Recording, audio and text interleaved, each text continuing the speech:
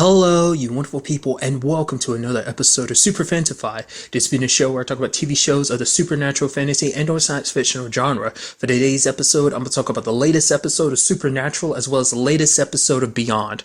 Like always, if I'm talking about something you want to listen to, you can always look in the description down below. I include the timer and I sort of talk about each of the respective shows. So for example, if you want to hear what I had to say about this week's episode of Supernatural, you can skip to what I had to say about this week's episode of Beyond. But the first thing I'm going to talk about is this week's episode of Supernatural. A great episode. I am so glad. Obviously, this episode dealt with the two witches, Jamie and Jenny, the sisters, doing their whole magic thing.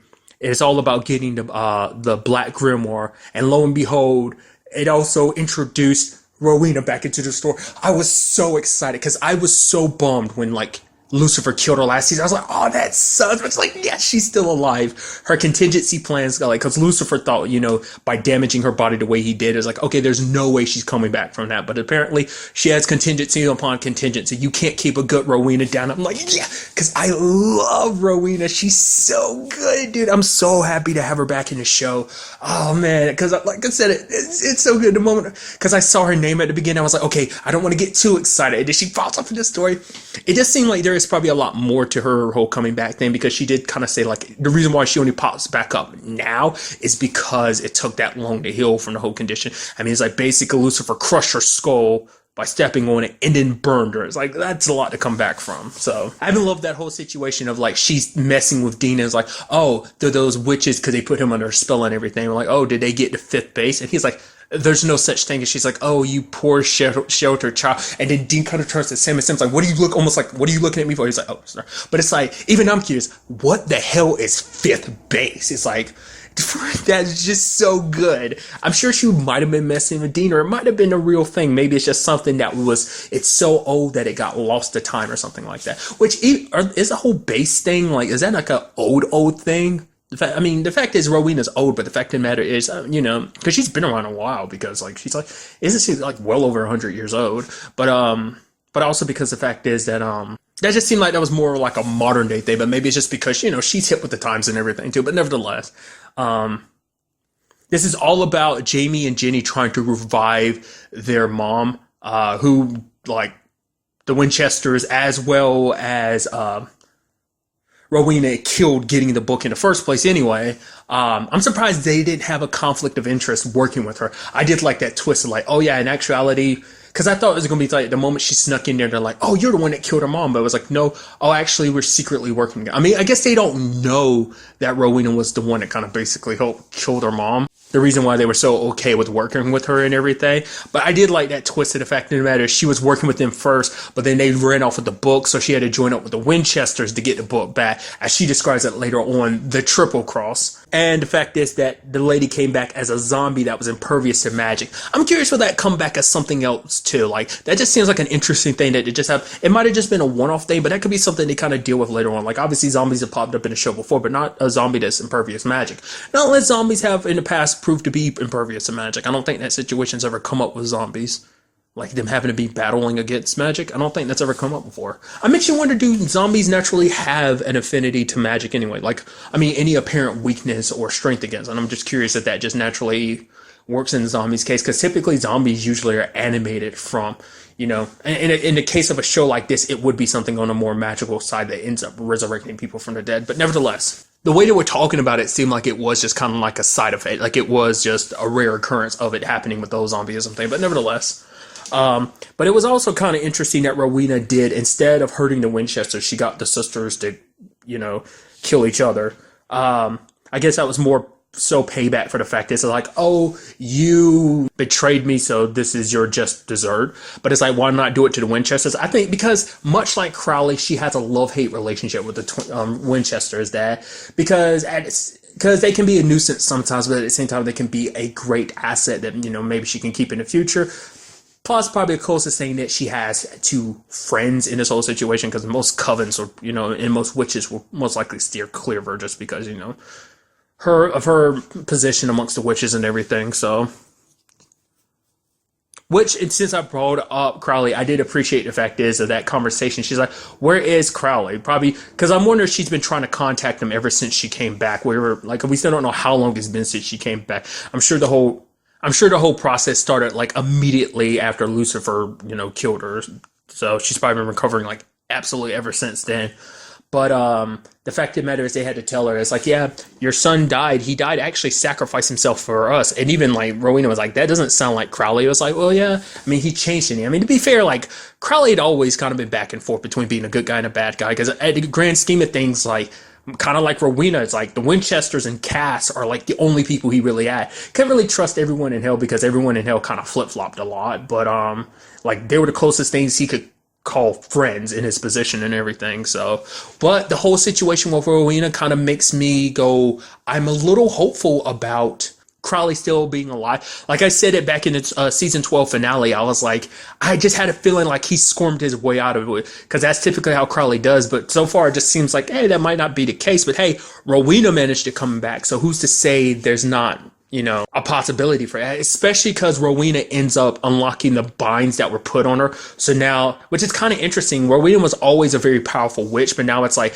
oh, in actuality, she's actually been hindered this entire time because basically there's a bind on her that seals away some of her powers, and she wanted the Black Grimoire to unlock those binds, which she does at the end. And I like the aspect of like her eyes glowing purple, which means maybe she'd be powerful enough to bring, Crowley back, but I don't think that's possible because like I said, I know purgatory is a thing, but I don't remember it being a thing like, oh, they can actually, demons don't go there. I know like supernatural creatures, I don't remember I don't remember werewolves. I definitely know vampires exist in purgatory, but I'm pretty sure demons don't, because once demons die, they just die, they dissipate, much like angels. Or no, to be fair, I forgot, like they actually do go somewhere, because I know angels go to the nothingness, but don't demons go there? I think the thing there also said that demons go there too, so Crowley might be there. Jack ended up bringing Cass back, so with enough power, maybe Rowena would be able to do it too, Or it might be a little bit different, because let's not forget, Crowley was in the other world, that other reality when it happened. So maybe he did sneak away at the last minute, but maybe he's in a different body, or maybe he's staying hidden away on Earth. I mean, the fact of the matter is he never bothered to come and reclaim his throne anyway, but now that Asmodeus is kind of taking over things there too, so I don't know.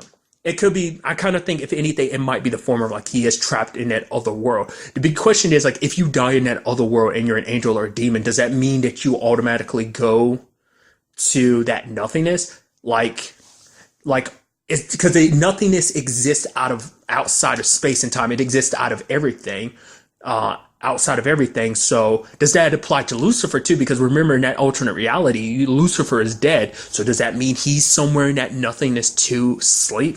So many questions when you actually think about that. That's kind of crazy and trippy to think about.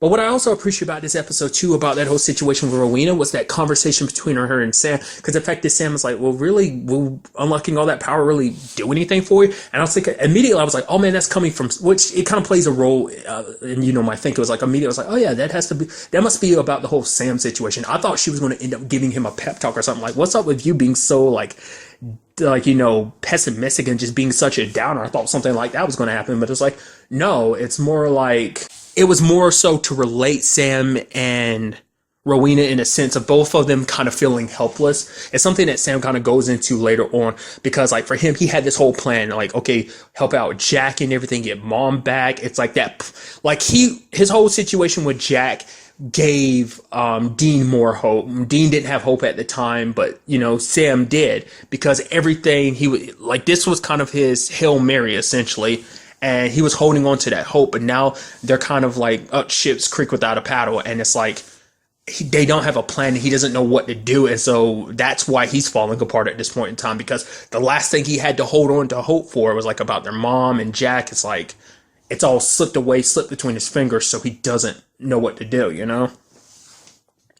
But getting back to Rowena's situation, it's because for Rowena, she wants to feel powerful because, Lucifer made her feel unpowerful, to the point like she doesn't even want to hear his name because of what he did. I mean, let's not forget, like he did a number on her, and that's enough to kind of give anyone PTSD, especially in her situation. So, But it brought up an interesting aspect that's never come up in the show before. Is the fact that she saw Lucifer's true face. Now that's something that's never come, like I said, come up before. Like if you've ever seen the TV show Lucifer, that kind of plays a part in the show because Lucifer reveals his like true face, his devil face, kind of plays a part in this season of the show without going into spoilers and everything. So it's just kind of interesting. It just seemed like the shows have a tendency to kind of circle around each other. Like I said, there's been jokes on Supernatural in the past that kind of like reference the TV show Lucifer to a certain extent, but nevertheless. But that's what's got Rowena so terrified. She wants to feel powerful again because, she doesn't want to feel like that again. Like the next time she comes across Lucifer, she'd be more powerful and able to handle herself. But interestingly enough, what's the fact is that Sam has also seen Lucifer's face too. I assume it's whenever Lucifer possessed his body. Although let's also not forget that Lucifer, Sam was his soul was smack dab in the middle of the cell with both Lucifer and Michael. So that might have been a time when he saw their true faces. But it basically talks about the fact is it's always been something that's kind of haunted him, but he's never really talked about it with anyone, especially Dean. He didn't even talk to Dean about it this episode. It seemed like he was going to hint at it, but he never, still just something that's hard to really talk about. Because, whatever it is, it's so terrifying that it shook Rowena to her core and it shakes Sam to his core, like to the point, because all this other stuff about saving the world and everything else has come up multiple times, it's always kind of kept him distracted. He always had the next battle and the next thing to kind of keep him not focused on that, but now, everything's kind of falling apart. He's kind of in this dark place right now. I think that kind of has found its way to coming back to the surface. It's kind of interesting because like the fact of the matter is everyone thinks Lucifer's away, but even Rowena's like, oh, he'll come back in some shit, at some point in time. He always comes back. So little do the Winchesters know, obviously, because Asmodeus has got that whole situation on lock about Lucifer and Cass, which obviously I'll get to soon enough. I am also curious to know, is that something specific to only Lucifer, or does anyone else have a situation like that? I feel like demons probably don't have an actual, like, demon face, but, like, Lucifer seems like he might be the only one that actually has something like that. Like I said, what makes it so terrifying, I guess, it's like just the culmination of all evil exists in that face, and I'm curious, will we ever get to see it? To be fair, that's probably something you can only see. Well, no, it seems like he can show it in a host because he showed it to Rowena. So, but maybe, like I said, maybe Sam's circumstances around seeing it. Maybe, Lucifer showed it to him, or maybe it's like when Lucifer was inside of him, that's when I don't know. That's it. Yeah, because that's something I never even thought about, just because I thought like the whole devil face situation, I thought all that was specified for the TV show Lucifer. I didn't think it actually applied to this too. And it's just kind of an interesting element to add in there to it. Also interesting about it too, like going back to Rowena really quickly, the fact is that she's super powered up might not just be about taking down Lucifer, it might be about taking down Michael, because Lucifer brought that back up. It's like, oh yeah, let's not forget, he took Lucifer's grace, and the fact of the matter is, he could manage his way to come here. I am curious though, could you do the same thing to Jack? With Jack's circumstances, could you, like, being a Nephilim and everything, being part angel, could you take his grace? Would it even affect him? I'm sure like getting his grace would be better than getting anyone's graces, because obviously like he's even more powerful than Lucifer, because that's the whole thing about Nephilims. They become way more powerful than the angel that they were birthed from. In his case, like Jack's dad being one of the top dogs. So I'm thinking about that. So that might be something Raphael kind of tries to get his fangs into as well. Really quickly, I forgot, I think I meant to bring this up earlier, but I'm thinking about it now, so just in case I didn't say it earlier, the actress who played Jenny, I kept looking at her thinking she looked familiar, and I think the reason why is because that's the actress who played Maggie on that sci-fi TV show, Ghost Wars. So I was like, oh, because I was like, yeah, I've seen you in something more recently, and I think that probably is what it is. It might be something else I know her from, but I think that's like what I feel like I'm drawing that from, but nevertheless. But another part of this episode dealt with Lucifer and Castiel in their cages. I love the things, like I feel like subsequently since his appearance, like most times when you see Lucifer, especially as the series is going on, he's become back in more and more comedic ways. He kind of has punchlines and one-liners and just snarky remarks. It also comes from the fact is that he was always top dog, and now he doesn't have a lot of his power, so he's kind of like bottom of the barrel, and essentially he's still very powerful in this state, but he's just not as powerful as he was. So he's making threats and stuff like that. It's like, oh, thanks for making his jail cell make it impossible for me to leave or whatever. If I had the power, I could like kill you. I just want you to know I could rip these bars apart if I just had a little bit more of my power, So he's kind of like I said, he's just so sarcastic, and I love it. And even the moment of like he talks about Asmodeus is like, oh, the weakest of his creations. The moment he gets a chance, Asmodeus is going to slip up, and Lucifer's going to take that time to take him down. And Castiel's like, so you're admitting that you're worse than one of your worst creations? And then you have like Lucifer pausing, and he's like, shut up. And you just see Cass kind of smiling because he knows he's getting under Lucifer's skin just after all that big talk and being a tough, fearsome Lucifer that he's always been. Now kind of seeing he's kind of brought down to everyone else's level. He brought up something interesting though about Asmodeus. It's like Asmodeus is the whole shapeshifting thing. That's not something Lucifer gave to him. That's something he got on his own in some shape or form, which is like, huh. Does that mean that other princes all had something that Lucifer didn't give them? Did they all kind of build? Maybe that's Asmodeus wanted. I just literally said his name like 2 or 3 different times. Asmodeus probably did that because he knew that at one point in time he would, gather enough strength to be stronger than Lucifer, or at the very least that maybe something would happen to kind of bring Lucifer down a peg or two, like his current state. So maybe that plays a role in that. I don't know. Like, what makes you decide to kind of put that in your arsenal? Because it doesn't seem like necessarily like Asmodeus likes getting his hands dirty. He likes to kind of manipulate people. So, I mean, it kind of fits with him. Because it doesn't seem like he's all like going guns blazing. I don't know. Because even Lucifer's more of a fighter than him. Because like if Lucifer has a problem, he straight out kills anybody that kind of gets away. And maybe Asmodeus is like that too. But like I said, it just seems like he's just more of a manipulation type. So, I don't know. But I did like Cassio basically telling Lucifer how much Jack is not like him, because it's like, oh, did you know this and that about your son and stuff? Like, oh, what kind of personality he has? The fact he's very emotional, he's very kind-hearted by nature, that he doesn't look anything like you. He looks a lot more like his mom. And the fact of the matter is, did you know the fact is that Jack actually brought me back to life? Not even because he was trying to, he just did it on instinct. And that's just because he cares about me. It's like, if he had the opportunity, he would just kill you because you mean nothing to him, which was enough to piss Lucifer off so he could get out his cave. Him and Cassio kind of escaped together.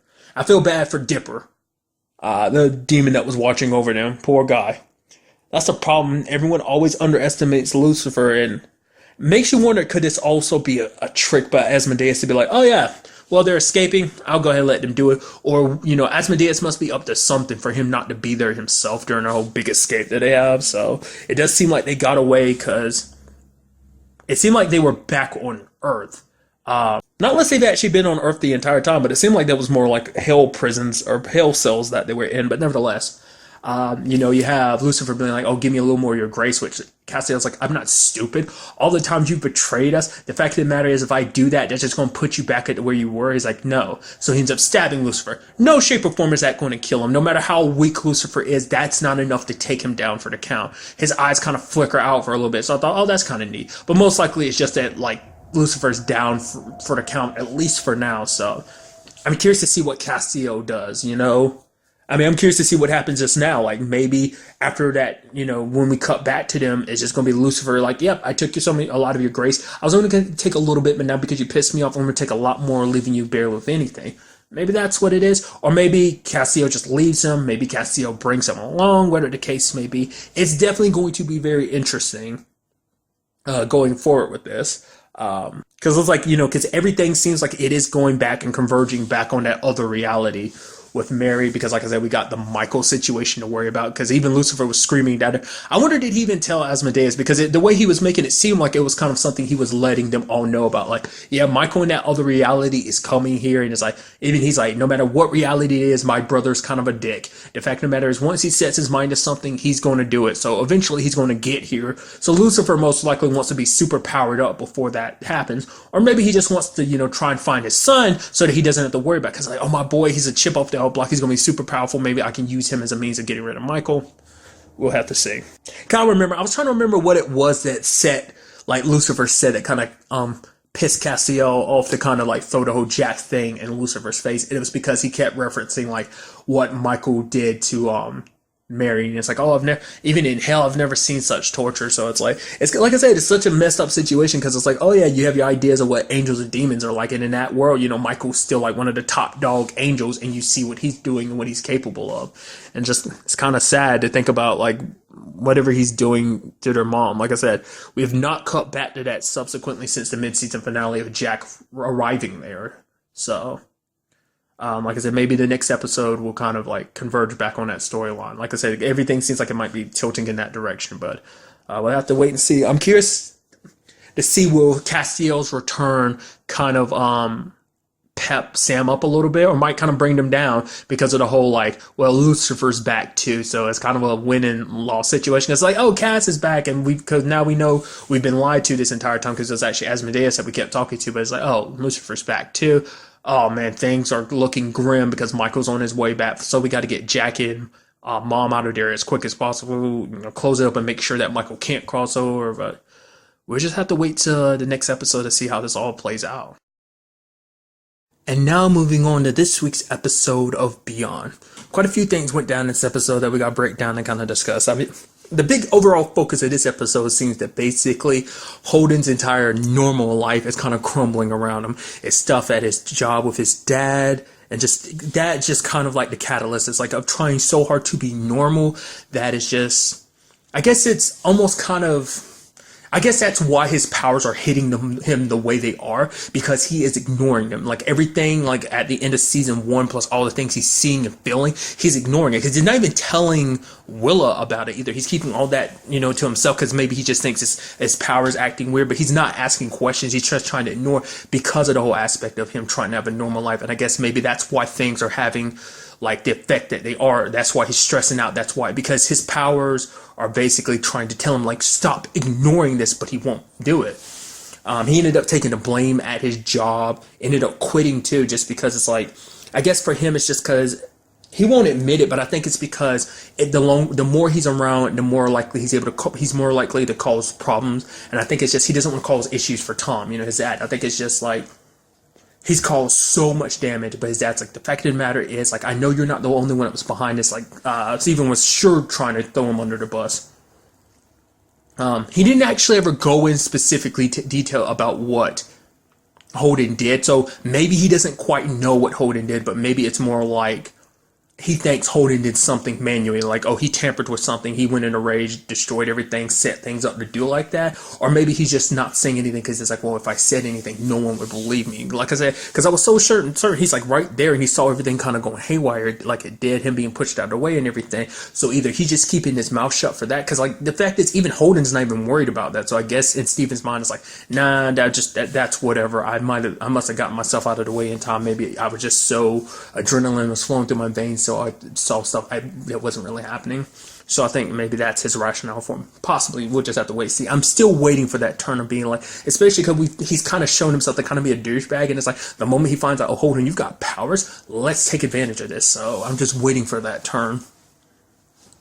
But then, Holden just ups and quit. But, his dad is disappointed. But for Holden, it's just like he thought he could hold on to this normal life, but it doesn't seem like that's the case. Then there's stuff between him and Willa. It's like they have their like first time together and everything, which is awkward because you can tell him looking at the light. The moment he looked at the light and it wasn't flickering, it kind of was like, oh. She's like, what is it? And he's kind of like, it's nothing. It's like, oh, it's kind of messed up because you're with your girlfriend and you're thinking about Charlie. It's kind of super messed up because at that time it's like, I mean, I wonder what could that be interpreted as? Many different things, because it's like, well, the fact of the matter is the lights aren't going crazy while you're with Willa, so does that mean the situation is like, oh, you're not as into Willa, you're like that I feel like that's something that could be interpreted from that, but it could just be a situation of representing like, oh, I have better control of my abilities. It's what they could be hinting at, but I feel like you could read this super subtext, which once again, maybe it's just me reading too much into it. It's like, that's like, me still wanting Holden and Charlie together, me just being a douchebag about that. I feel so bad for Willa because I've been so set my mind about that ever since Charlie popped up last season that that's all I want. But she's even thinking like, oh, it's our first time, which you see Holden kind of feel bad about it because he knows it isn't. And it's just, even afterwards, what was he doing? He was sitting there thinking about Charlie because, she was his first time, so.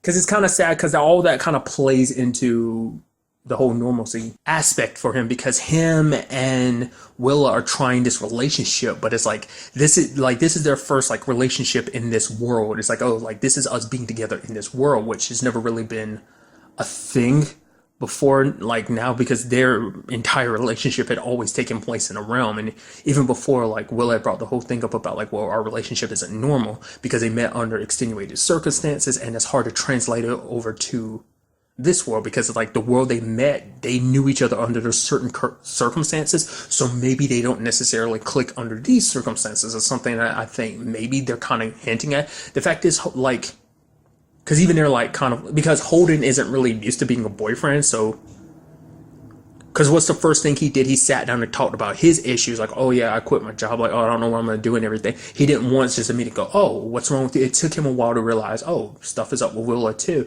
And she's like, I'm kind of mad because you're not even noticing my issues. It's all about your issues. What about me? I got my stuff I need to worry about, rather, instead of focusing all on your issues and stuff like that. So it is kind of seeing that kind of, because I think it's just, especially in Willa's mind, she probably thought, like, the fact of the matter is, like, they spent those 12 years together, and to her, she probably just all immediately, like, they pick up right where they left off. Like I said, it does seem like Holden does have all his memories. Like, he doesn't really talk about it too much. Like, I guess gradually throughout season one, they all came back because it's something he doesn't bring up. Like, oh, I still don't, I'm a little fuzzy. It's like, no, he doesn't bring any of that up. So over that time during season one, it must have all come back to him. But, it's just that it's hard to pick up the relationship, like where they left it at, just because, like I said, different circumstances. But they are going to still try and everything, because it's like she kind of made him feel okay, when they first met up. Like, he was scared, but like they had each other to kind of keep each other calm, under the circumstances of the realm. And now it's just like, well, we can rely on each other here. Don't forget that we have each other. So, because really outside of that, they don't have anyone else they can really confide into about everything that's mixed up in this. Because for Willa, it's like, man, my grandfather, Arthur, potentially has Alzheimer's or something, because it's like he's wandering off on his own. He was digging up a book that's like, oh, this can be used to fix the machine, which Willa didn't say anything immediately. I was like, why didn't you say anything about that? Aren't you worried about the machine and everything? But it's like, no, I guess it wasn't really a book or something, because it's just like, oh, like, it, is it just because of older age, or was it because he was older, trapped inside of the realm for so long? I mean, to be fair, he seemed pretty normal at the end of season one when he kind of popped out of the realm, but I guess maybe it is just a situation of being older. Now she's stressing about that, because for Willa, other than Holden, she doesn't have any, Holden and Arthur and Daniel, like outside of that world, she doesn't have anyone else. She doesn't have any of the family. He's the only family she has. And, that's something that she herself is kind of thinking maybe she has to be concerned about.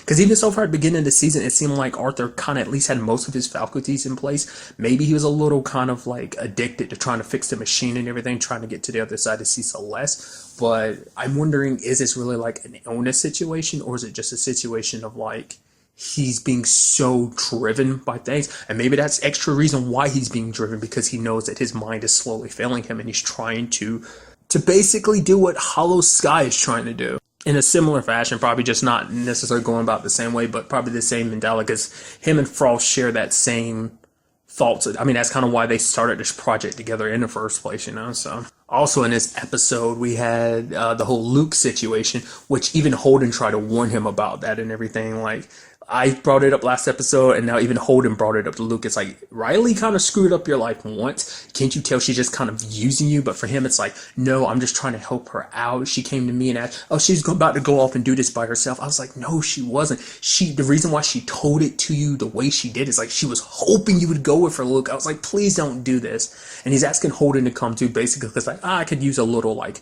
muscle to kind of back me up. But Holden's like, I'm not going to beat up some dude I don't even know for someone that you don't even really like. She's just, don't let her ruin your life again. Because in Luke's head, it's like, well, you have these powers, but you're choosing not to use them. You have a choice. Not all of us have. Like, the fact of the matter is, you're trying to just cut boxes and try to hide from your powers, but you could do good with it. Because basically, all Holden's ever done with his powers is try to fix fires that he started, essentially. Is what Luke has kind of gotten at, which Holden's like, I mean, the fact of the matter is at this point in time, he's kind of used him for other people, but he hasn't outright used him for the sake of like, oh, going out of his way to help other people. I mean, for one, that kind of draw a lot of attention to him anyway, and plus the whole trying to be normal and everything. Even he's kind of thinking this episode like, hey, maybe I should actually take advantage of these powers I have them. Why don't I use them actually for the betterment of someone else? How he would plan about doing that, I don't know. Especially because the last thing you want is to draw so much attention to yourself, because that's how Hollow Sky got so fascinated with you, and who's to say who else you might draw too much attention from,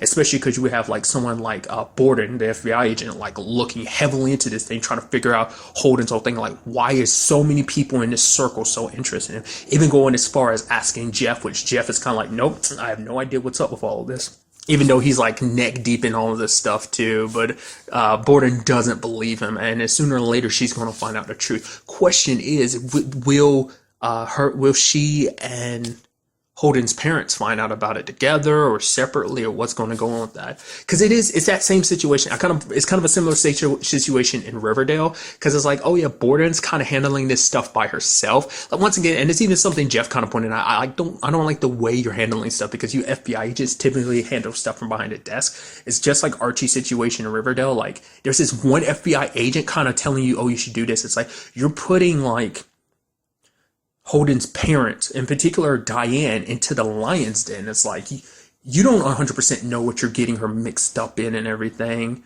And it's like, you're not the one taking all the risk. She is. And it's like, because yes, you have all this information, but what have you done with it exactly? Do you even have like the FBI's backing? Or are you just trying to do this kind of the similar thing with Agent Adams and Riverdale? I'm going to ask a question. Is she just doing this because she's trying to prove like, oh, I got something here, because no one back at the FBI like it believes her about this whole situation? They like bring us something substantial, so she's trying to do whatever to prove herself, because she's so lackadaisical about the whole situation. Just her whole demeanor, just like, oh yeah, I don't know. It doesn't seem like she's taking this seriously, which she is, but I don't know. It's just, like I said, her whole situation just seems a little off to me. But getting back to Luke's situation, because I went kind of like on a tangent. I'll go back to that soon enough. But with Luke's situation, he goes there with Riley, tries to steal from the dude, and all he gets from it is his ass getting kicked, because he ends up finding out, oh, like the dude didn't steal the pills from Riley. They're actually pills that like she hasn't paid for yet, because she still owes him for the pills from before, so she owes him a debt, and that he wants it paid off, and Riley just bailed on Luke. So it's like, yeah, there's no going back this time. Like he tried to help you out, got his ass kicked for it, and there's nothing to show. Even he's like, like almost showing that even when you try to do the right thing, life has a tendency to kind of beat you down for it. It's like all you were trying to do was help someone out, which is kind of like, it's a little iffy, because it is, it's like, well, did you have the best of intentions, or was it just because you got swept up because it's your beautiful ex-girlfriend asking you to do it or something, But at the same time, I was like, I'll give the benefit of the doubt, being like, because he pushed his feelings aside and go like, okay, no matter how much you kind of screwed me over, I'm willing to help you. So that was kind of the last time we solved that situation. I am curious to see what Riley's going to do. Is she going to be like, oh yeah, what happened? I'm so sorry, because there's no coming back from this situation. Like once he's done with her, like once he's done with this situation, probably no going back with Riley, which immediately kind of goes,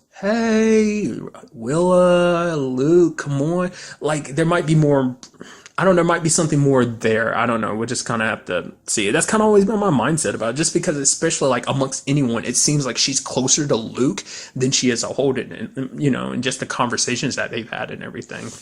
That's how I feel about it, at the very least. So he hasn't told anyone about the debt, and I don't know if he is going to. He has to like a week, because the guy knows his name and where he lives. So Riley super screwed him over, because it's like, oh yeah, here's this super dangerous drug dealer who's going to be a problem. It's like he could tell Holden, but probably after everything he said to Holden, like, oh, the difference between us, you cut boxes, I help people. Probably after all that, he might not be so quick to ask Holden for help, even though he should.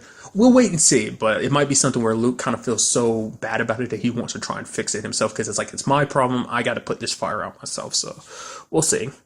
And then there is Jeff's whole situation, because Christina goes to a Helping Hands meeting, and she, Ian basically gives the rundown like, oh, what if, death isn't just the end, that basically that there is more to it, this whole afterlife situation, kind of like, the whole Hollow Sky spiel. And Jeff is kind of talking to Ian. It's like, hey, everything's good, all under the bridge, because, Diana brought up the conversation earlier. Like, well, he's just grieving about the whole Kevin situation. And it just caught my attention. It's like, oh, so Ian doesn't know just how much Jeff knows, or is this all a ploy? Because obviously he's trying to take advantage of Christina with this whole situation, taking advantage of her grief. But at the same time, it's like, well, is he really taking advantage of her grief? Because he himself might be, because he's a true believer in this whole Hollow Sky situation. So for him, it's like, oh, I believe, and I want to get you to believe, because we can all reunite with the people that we love. We don't have to worry about death being the end. That is just travel. That is no longer like, oh, death is a end all be all. It's like, hey, we can travel there from life and death, so we can always connect with the people. Once again, not everyone knows the true story. The only people who know the truth is Holden and Willa, but the fact of the matter is they're not letting anyone know because they're not trying to get caught up in this whole Hollow Sky situation. Because I'm sure they're not all that keen about, because they don't have a way of perfecting it to make it so that they can take people there and pull them out. I mean, that's what they kind of need Holden for, is to help them kind of, especially with his powers, to kind of help them bridge that gap essentially. So once again, they still don't know what's on the other side. The only other one that was there was Frost, but even he was kind of caught up in that whole illusion of what was there waiting for them across the bridge and everything to the afterlife. So, but the thing I was getting at is the fact is that there is a disconnect between the organizations. Hollow Sky's whole situation, not everyone connected to it knows, because they are just simply believers. So Ian does, because Jeff was there at the compound at the end of season 1. Tess knows he's involved, but that doesn't mean Ian's connected to everything. Tess is at the top of the hierarchy.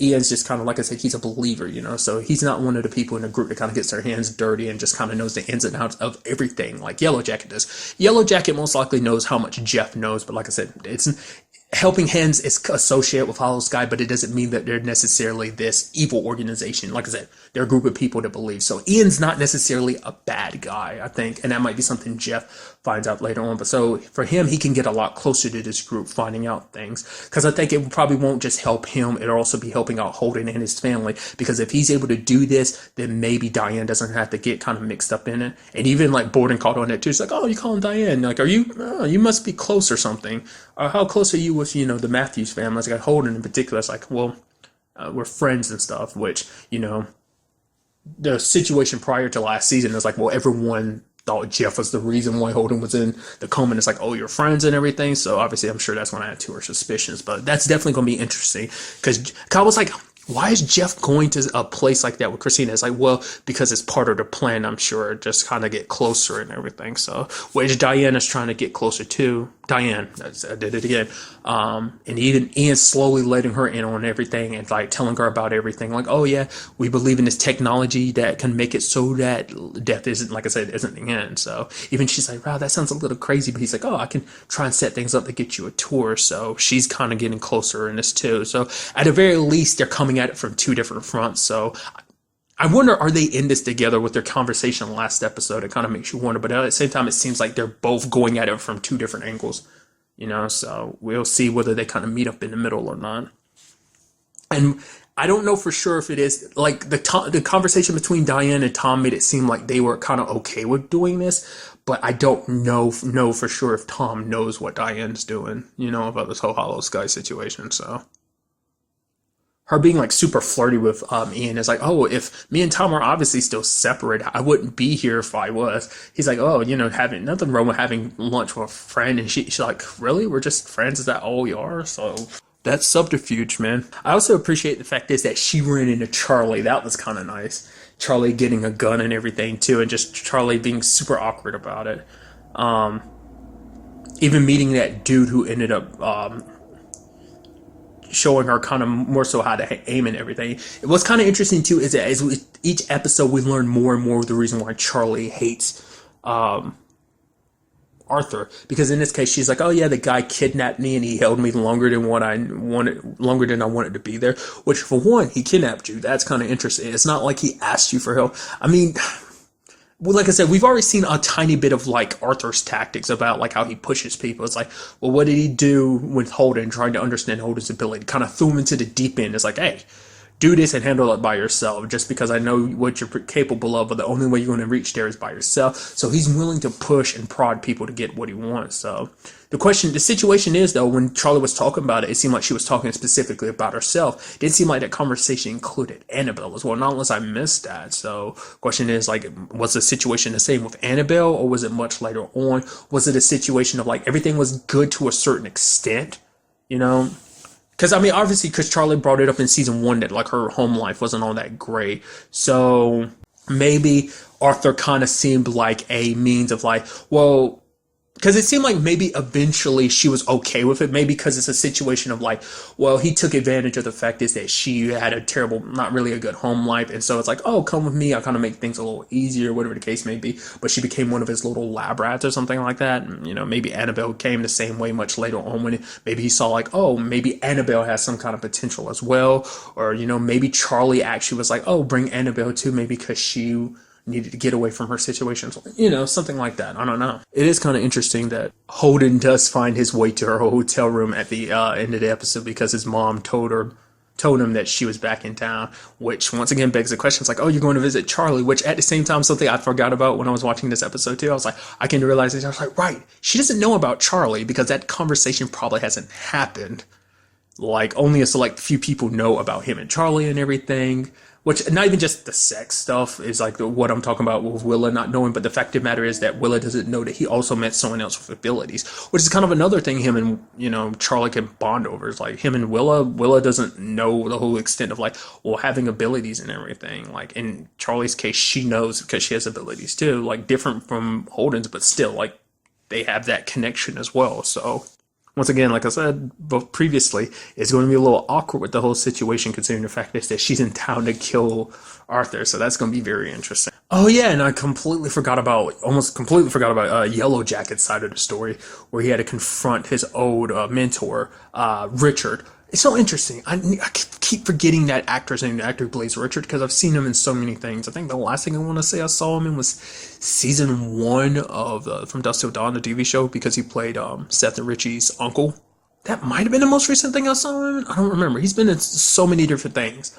But nevertheless, it seems like he was the one that was hired to kill Yellow Jacket, which is super messed up because they were friends and everything. That was pretty impressive seeing that, like, that fight between quote unquote hitmen. It's kind of interesting because, like, you never get to see Yellow Jacket like that because we never actually seen him fight anyone like that. So it's kind of interesting seeing that fight between them. Pretty brutal way to end it, though, the whole yo-yo thing. It's like, oh yeah, Richard said, like, oh, you made me waste a bullet him. And it's like, oh, you made me waste a yo-yo. Which is kind of super disturbing considering the fact is it was a gift from his daughter, whether we're at, like, that festival or carnival at the beginning. Which is kind of weird seeing Yellow Jacket, knowing who he is and seeing him with the whole family life thing. It still kind of catches you off guard because you see, like, I mean, he's actually a really good dad. He's kind of a sweet dad.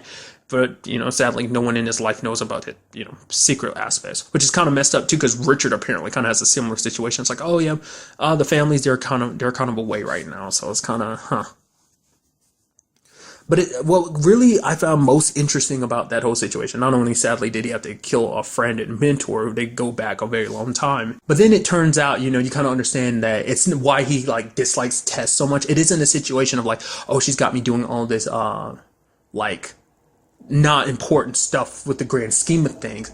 Well, there's that, but mainly it's because he doesn't like the way Tess is running things, because he himself is a devout believer in this. Because I was curious about, like, why he's mixed up in all of this. It's like, you know, what that was all about, but it seems like he truly believes in Hollow Sky, but for him it's like Tess treats it more like a business. You know, we know that for her, she's not a true believer. She just wants to use this as a situation of, you know, making a profit, and she wants to manipulate. It's like, oh, there's believers and then we can make more money. That's why she wants to spread this out. Like, she made it pretty clear to Luke at the end of season 1 about that. So makes you wonder with her situation being the way it is with, you know, going through chemo and everything, like, does that change her mind about that? Like, this whole thing, will that make her a believer or not? Or does she really not care? You know, I think it's also the aspect of, like, she's going through what she's going through. So maybe in Yellow Jacket's eyes, it might be like, oh, she's weak, so we don't need someone like that running things. I do believe it's more of like oh, you're tainting this thing, this great and beautiful thing that could make everything better. It's like if he has to break and crack a few eggs for a utopia, then it's fine and dandy, you know? I guess that's kind of like his justification for doing what they do, but you know, in Richard's eyes, it was kind of like you couldn't separate personal from professional. So because he got so caught up in his beliefs with Hollow Sky that he kind of let that interfere with trying to remove Tess from the equation just because. I mean, like I said, we still don't 100% know what he was trying to do. I guess the point with the pills was to kind of present it to like the board or whatever to make them see like, oh, she's not fit to be the leader or whatever under her conditions. I don't know. Like I said, a lot of interesting things went down in this episode. I'm very curious to see like where this all takes us going forward in the next episode. Especially for Yellow Jacket, because it's like, well, he knows Tess. It's like, yep, she basically put a hit out on me and basically made me have to kill my friend out of self-defense. So does that make him more likely to strike back in a more physical sense of he's going to try and take her down himself? Or is he going to continue to do what he was going to do before? Like I said, my thought is like, going like a board of directors type of situation to kind of get her kicked from it, the whole thing. We'll just ultimately have to wait and see where that takes us, along with everything else we kind of talked about that went down in this episode. But really, that's all I want to talk about. Until the next time we meet, be happy, be safe, love life to the fullest, and enjoy it.